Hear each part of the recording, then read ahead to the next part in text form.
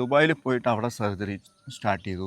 പിന്നെ നമ്മൾ ഒരുപാട് രാജ്യങ്ങളിൽ എനിക്ക് ലൈസൻസ് ഉണ്ടായിരുന്നു. ഏകദേശം 7-8 രാജ്യങ്ങളിൽ ലൈസൻസ് ഉണ്ടായിരുന്നു. Bangladesh, Pakistan, Bahrain, Dubai, Oman, Kuwait, പിന്നെ ആഫ്രിക്കൻ രാജ്യങ്ങളിൽ ഞാൻ വായിച്ചു അതിനെ പറ്റിയിട്ട്. അന്നൊക്കെ ശരിക്കും പറഞ്ഞാൽ അന്നൊരു കാലഘട്ടമായിരുന്നു. ഞാനന്ന് ദുബായിൽ രാവിലെ സർജറി ചെയ്ത്, കാരണം ഇത് പെട്ടെന്ന് തീരുമല്ലോ എനിക്ക്.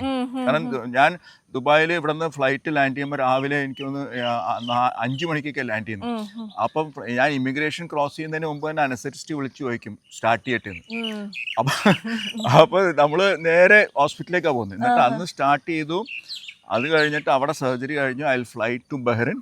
ബഹ്റൈനിൽ 3-4 സർജറി ചെയ്തു. പിന്നെ ഐ കം ടു ഒമാൻ. ഒമാനിൽ സർജറി ചെയ്തു. തിരിച്ച് ഞാൻ ദുബായിൽ വീട്ടിലെത്തും.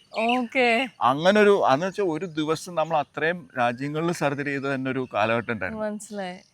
പക്ഷെ ഇതൊക്കെ നമ്മൾ സർജറി ചെയ്യാന്ന് പറഞ്ഞാൽ ഞാൻ ചെയ്യുന്ന വെച്ചാൽ ആ സ്പെസിഫിക് ആയിട്ടുള്ള ആ സർജറി മാത്രമാണ്. അത് എൻ്റെ കൂടെ ട്രാവൽ ചെയ്യാനല്ലെങ്കിലും എൻ്റെ കൂടെ ഓരോ സ്ഥലത്തും അത്രയും ഗൈനക്കോളജി സീനിയർ ആയിട്ടുള്ള ടീമുണ്ട്. ആ ടീമിനെ നമ്മൾ വിശ്വസിച്ചാണ് നമ്മൾ ഇതൊക്കെ ചെയ്യുന്നത്.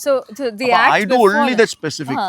അതിന് മുന്നേ ഉള്ളതും കഴിഞ്ഞിട്ടുള്ളതും വേറെ സീനിയർ ഗൈനക്കോളജിസ്റ്റ് ആണ് നോക്കുന്നത്.